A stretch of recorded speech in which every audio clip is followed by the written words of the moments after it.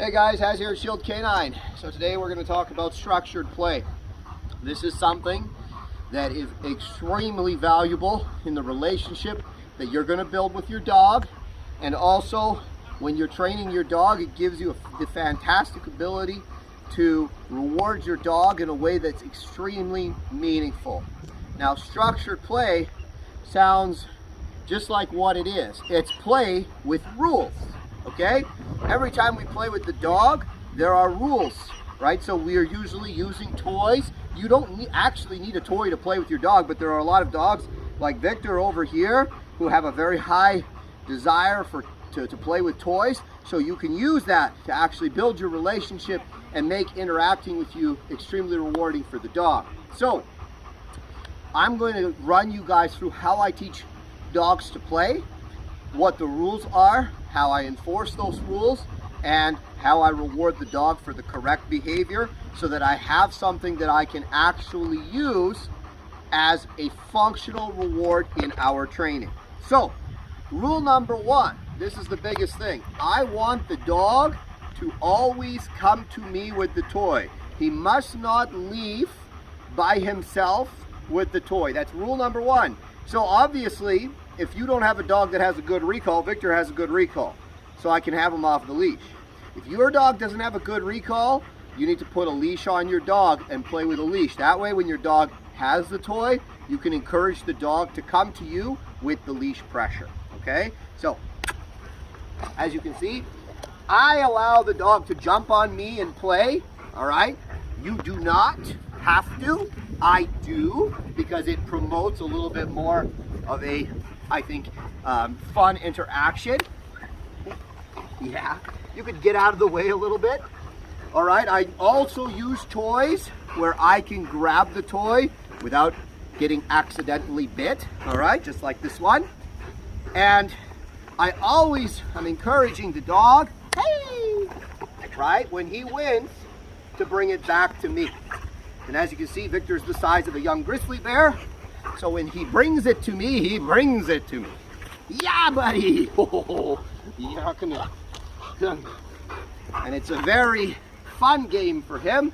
And he's learning that the toy, Victor, the toy and me together are much more rewarding than him and his toy, hey, all by himself. All right, but the other rule, okay, obviously Victor's a little bit more advanced. I can tell him to do something like lie down with the toy. If you have a young puppy, which I will demonstrate starting out, you're not going to have this kind of control, but your goals are going to be different. Break, what? See, I have a little bit more control with him. Sit.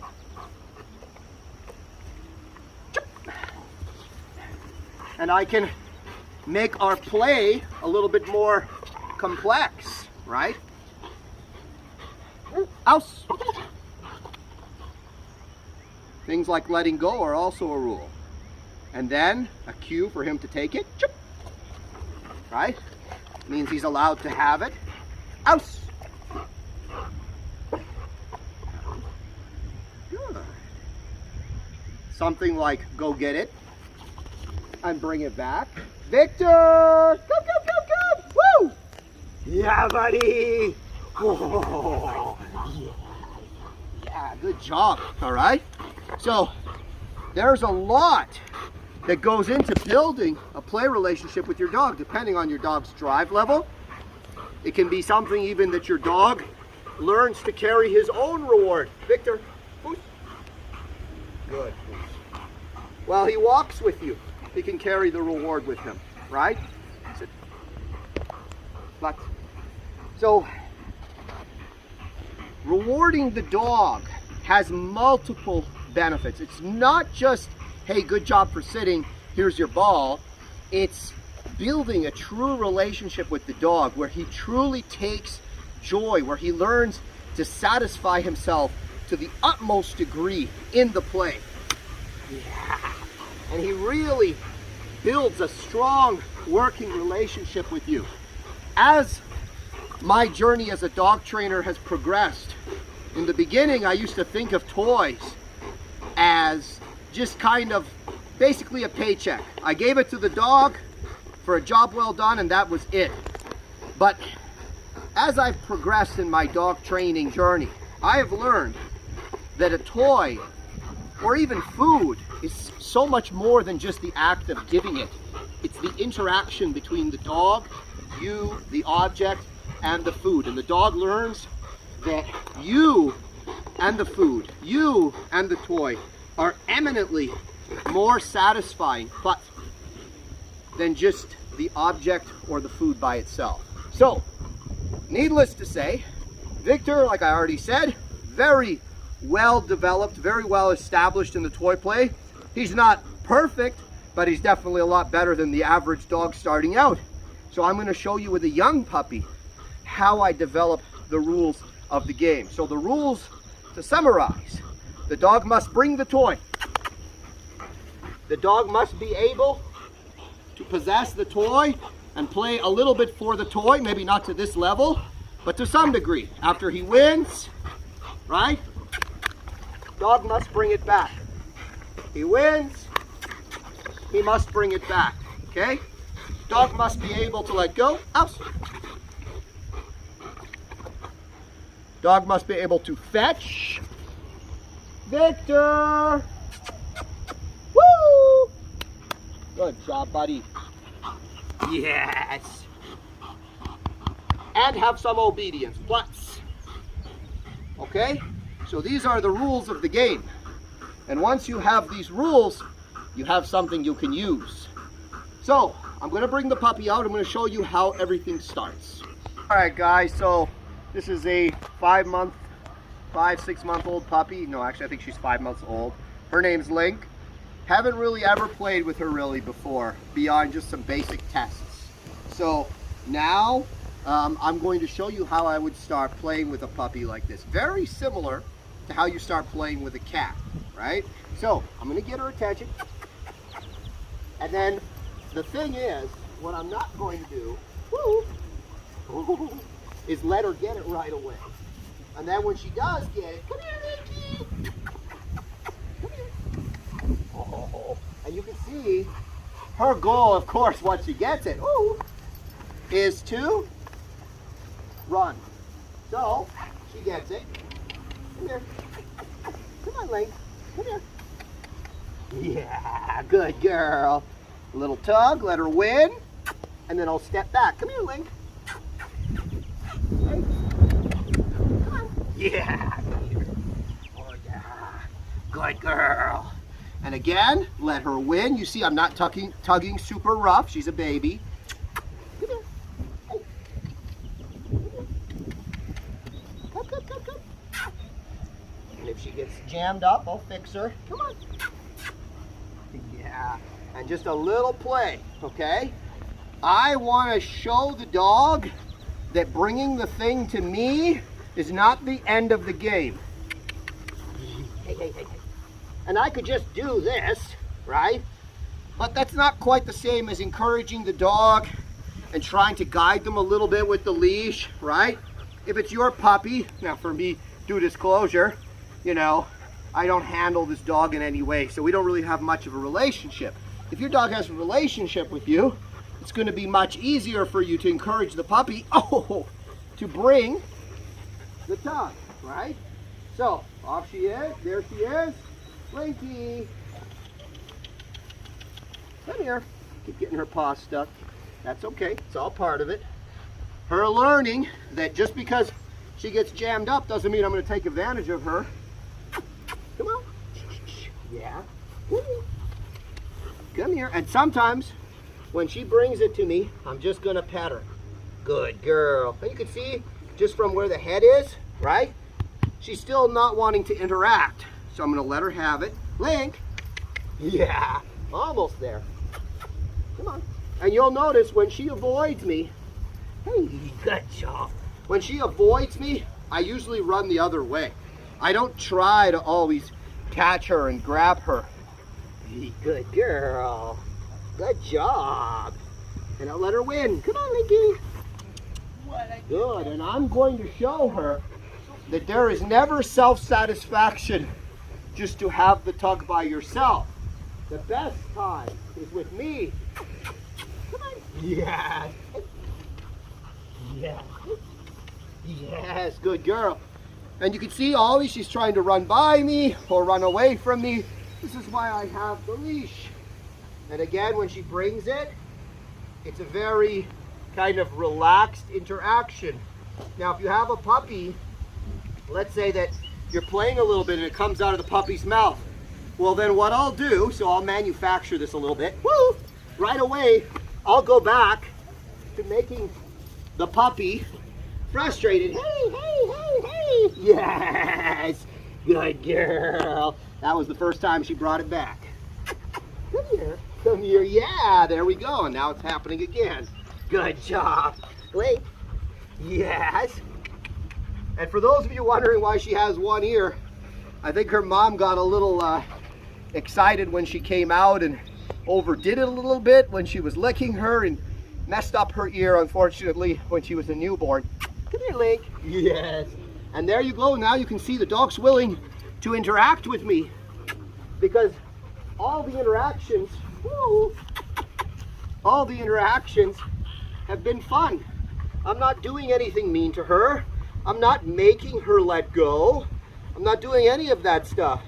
In the beginning, what I'm doing is I'm just promoting the play, and that's the mistake.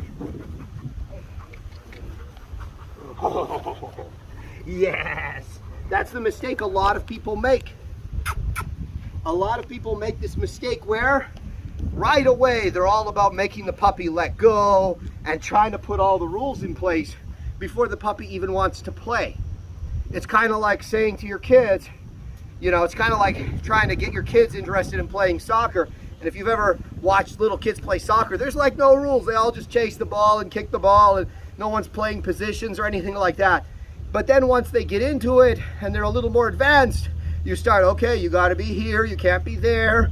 We start talking about out of bounds and goals and all the various rules associated with soccer. It's the same with the puppies, okay? Or football for those of you in Europe. It's the same for the puppies, right? I do not put rules on them in the beginning. The only thing I do is I show them that playing with me is fun. So here she dropped it, right? I'm gonna pull her, hey, lick, lick, lick, lick, lick, lick, lick. And she came away from it, which is common. So now, the punishment for this is teasing. I'm going to tease her that you lost it, that you dropped it, right? And then when she's excited for it, hey, I'm going to say, you must bring it to me. And then when she brings it to me, I let her win, and then right away, hey, yes, good girl. Right away, a lot of encouragement. Good job for bringing it, okay? And this is the beginning. Just playing like this, hey, hey, hey, yes. And you can see just like that, right? I didn't go to the dog. I'm always, haha, good job, Linky. Come on, come on. Yes, I'm always trying to encourage the dog to bring it to me, right? I don't take things from you. I want to play with you. We are cooperating, okay? That's the most important thing in the beginning. If you have an older dog, maybe it goes a little bit faster. Depends on the drive. Some dogs in the beginning, they don't want to play, right? And you really have to be the one to show them that it's fun. You have to be the one like, oh, here's a toy. Go chase it. And you're chasing the toy more than the dog is in the beginning. And you're really encouraging the dog. A lot of people, they make this mistake is they're always trying to push the toy into the dog's mouth. Don't do that. Always take the toy away from the dog. Make them miss the toy. Make them really feel like, yeah, you see she's pushing now a little bit the toy into me, right? Make them feel like the toy and you are something special. And you show them this. You make this association, right, over a little period of time, and you don't overdo it. Like for me, that would be it for this puppy. Even though she has excellent drive, of course she does, she's from my breeding program, right? Hey. Even though she has excellent drive, for me this would be it. And she will not play with toys by herself. Toys and her and me are a together thing. We are not separate. She doesn't get toys. Always people talking about, you know, what do I do if my dog is destroying, how's your dog destroying the toys? You're leaving the toys alone with your dog. You're letting your dog satisfy his or herself with the toys without the interaction with you. So not naturally, right? The dog is learning that toys are something to be destroyed, as you see her doing here, versus something to interact with you on, right? So I never leave my dog alone with toys. The toys and me are together. Come here, come on. Yes, good girl. So no relationship, and I've already convinced her to play with me a little bit. I'm sure you and your personal dog will do a lot better. Okay guys, so now we're going to show you a dog that's in the intermediate phases. I showed you in the beginning what I would do with the puppy. Now I'm going to show you, again, not a dog that I handle or that I've trained or that knows me really, but that seems to be par for the course with all these videos. Again, makes it more organic. We're going to progress him a little bit. I've been told he's been started a little bit on outs and he should have a little more concept as to how to play the game. So we're going to test it. We're going to find out. Hey, hey. Ho-ho. So obviously the dog wants to grab the ball. It's a good sign. I let him win. Hey, buddy. He wants to bring it back. That's a good sign. Hey, buddy. And right away you see that he goes right from pulling to woo, bringing it back. The other thing you'll notice is the second he wins, I become exciting and I back up. Hey, right? Hey. Yes. Right? And I grab it, I let it play a little bit. I'll touch him, make sure he's okay with that. Back off. Hey! And of course I have my leash, because I don't have off-leash control of this dog. And we play a little bit. And now we're going to go for our first out, okay? I'm going to ask him and then I'm going to make him. Ouse. There you go. And I went to kick the ball, but he grabbed it before I did. Got a little bit of my foot there, but nothing too severe, okay? Good, and I let him win. And right away, instead of going for another out, I play a little bit again. Hey, good job. Yeah, yeah, yeah, yeah, yeah. Yeah, yeah, yeah. Yeah, yeah, yeah. Woo! Good, right? Play a little bit. And again, out. And you'll notice the pop. I mark. And we play again. Okay? And we'll do that again. Oh, and then we'll do it again. And you'll notice, by the way, I don't try to keep holding it. I let go of it right away. Out. Good. And he kind of wanted to be active on me. I think that's something his handler's been doing a little bit with him. Yes, good boy. Out. Oh. I had to go with him there because I didn't want him to run into the end of that pinch collar. And that's something you have to be careful of. Making sure the dog doesn't have a bad experience. He wins. Right? He wins. Yes. Yes. Okay? And the reason why I make my, while I let go of the toy, out, is because, out, is I'm trying to reduce conflict. If I'm holding on to the toy and I'm shaking it, it's conflict. It's creating more urgency for the dog to hold on to the toy. When I let go of the toy, it's less exciting. So he's much more prone to want to let go of it. Yes, good job. And whenever I'm working on outs, I make sure that the majority of my session is actually play. Woo! Come on. Yes, and you can see I'm always encouraging the dog to bring the toy out. Good. Out. Good. And you can see there I did 2 in a row. The second one was good. The first one he fought it a little bit. With these foam balls, you have to be careful. I like using them because, especially for dogs that maybe don't have a super hard grip, it's a little bit nice for them to play with because they can compress it. But for some dogs, their teeth can get stuck in it. So if I see his teeth stuck in it, obviously I'm not going to correct him. Ouse! Ah, it's good. So you can see that this dog has some understanding of what the out is. Good boy. Good. Can you take the food bowl away from one ear? He's in that crate. I'm trying to ruin my video. Sorry. Good. All right. I guess we'll talk about how to make the out while you're holding the toy. All right. Okay, guys. So now, once I have this, might be a bridge too far for this guy. We'll find out. We're going to talk about how to make we're going to progress the out a little bit to me holding the toy and asking for an out. Out. And it's a little bit more difficult, right? And he's probably a couple sessions away from being there, but for the sake of the video, out. We're going to forge ahead, and still, even if you've progressed, don't be afraid to take a step back, right? Work on just the basics. Oh, yeah.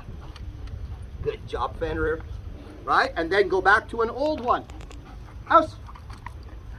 Whoa. Out. Yeah, good job. The other thing that you can do, out, is pick it up, out. So when I pick it up, I go for the rope, okay, out, out. And I want to see that the dog is able to allow me to pick it up. So if the dog goes for the toy, before I'm ready to pick it up, guess what I do? I say, ah, and I pop him. Right? Out. Ah. Ah. And when I pick it up, guess what I don't do? I don't hide it. I don't take it away. I make it good. I picked it up, bang, you get to bite it. It's something that we're doing together, right? It's a game that we're cooperating in so that we can both have lots of fun. Hey, buddy. Good job. So, you guys get the idea. Now with the electric, when I progress this dog to the electric, once I've done all the foundation work on the electric, and I have progressed him to week 3 in the electric training, you can use the electric for outs the same way you would use the e-collar, or sorry, the prong collar. Outs. Good job, buddy. Outs. Outs. Good job. Outs. That was a good one. So you'll notice some people might say, why aren't you doing food trading games or ball trading games? You see a lot of people, they do like 2 balls and stuff. I don't do that because that's not what it is. We're playing with this. We're not playing with something else. I don't need to trick him to make him let go. I just need him to understand that it's in his best interest to let go. It's in both our interests that in that moment he let go, okay? So tricks will only get you so far. You must be direct in your training. You must be clear for the dog. You must make him understand what the rules are. Good boy. Good job. Good. You must promote the engagement. You'll see with all my personal dogs, when I'm training, if you've watched my videos, you notice they're always here with the ball. They're always hugging me with the ball in their mouth because they've learned that me and the ball together are the best thing in the world. Me and the tug together. Me and whatever thing you're playing with together are much better than you and that thing by itself. So wherever I go, they want to bring it to me, okay? So for the fetch, obviously, I'll just quickly show you guys one quickly. Ouse.